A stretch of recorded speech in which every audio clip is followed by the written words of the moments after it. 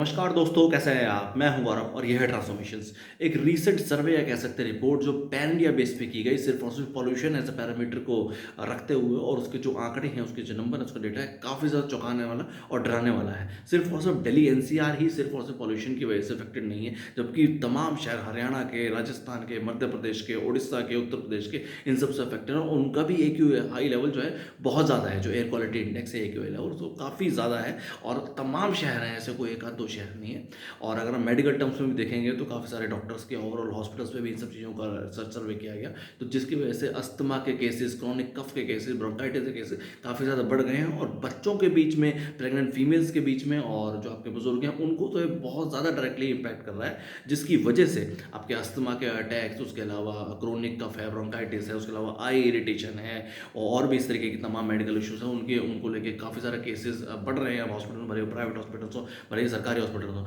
और इन सब चीज़ों को जब हम सरकारों को देखते हैं, भले वो राज्य स्तर की सरकारें हों, भले वो रीजनल पॉलिटिकल पार्टी की सरकार हो, नेशनल पॉलिटिकल पार्टी हो, या केंद्र में भी हो, हम ऐसा कोई भी ऐसा प्रोमिनेंट पॉलिटिशियंस, ऐसा कोई भी प्रोमिनेंट पॉलिटिकल पार्टी अब भी नहीं पाते हैं जो कि इन सब एरियाज में काफ़ी फोकस करती हो, इनके बारे में बात भी करना चाहती हो। दो चार नेताओं को आपने ऐसे इंटरव्यू भी देखते सुने होंगे, भले वो दिल्ली के सीएम हैं या और भी डिफरेंट डिफरेंट राज्यों के सीएम हैं। उनसे जब आम जनता के जो नुमाइंदे हैं एज ए मीडिया के रूप में उनसे पूछा गया, तब उनके बारे में वो बात कर रहे हैं या उनके बारे में बताने की कोशिश कर रहे हैं, और उसके ऊपर भी बहुत सी लेथार्जिक अप्रोच के साथ कि सिर्फ और सिर्फ आपके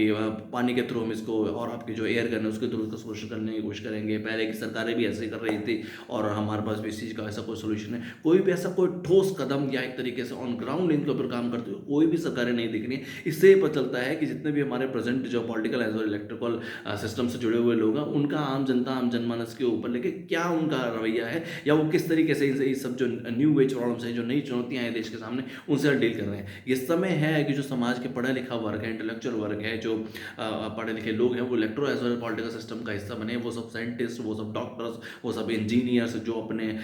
कैरियर समझते हैं इंजीनियरिंग में जाके, या यूएस जाके बड़ी बड़ी कंपनीज में काम करना चाहते हैं, या और भी तमाम सरकारी या प्राइवेट कंपनीज में जाके अपने लिए बेटर जॉब सिक्योर या एक तरीके से फ्यूचर सिक्योर करना चाहते हैं। जब देश ही नहीं बचेगा, जब देश में पीने के लिए साफ पानी, या देश में पीने के क्या सांस लेने के साफ हवा ही नहीं बचेगी, तो ओवरऑल वो सब तरक्की किसके लिए? तो इस समय है कि पढ़ा लिखा वर्ग पॉलिटिक्स को, एज अ पॉलिटिकल सिस्टम को अपना कैरियर समझे, और अपने लिए, अपने आगे वाली पीढ़ियों के लिए, अपने बच्चों के लिए, देश के फ्यूचर के लिए, अपने फ्यूचर के लिए इस सिस्टम का हिस्सा बने, और सिस्टम में बदलाव लेके आए। और उसके लिए ट्रांसफॉर्मेशन जैसा प्लेटफॉर्म है ही, जिसकी मैंने शुरुआत की है, जो कि भारत का पहला एक ऐसा एक और अपॉर्चुनिटी प्लेटफॉर्म है जो समाज के हर युवा को अपॉर्चुनिटी देता है, ताकि वो सिस्टम का हिस्सा बन सके, आम जनता, आम जन उसका रिप्रेजेंटेटिव बन सके। जय हिंद, जय भारत।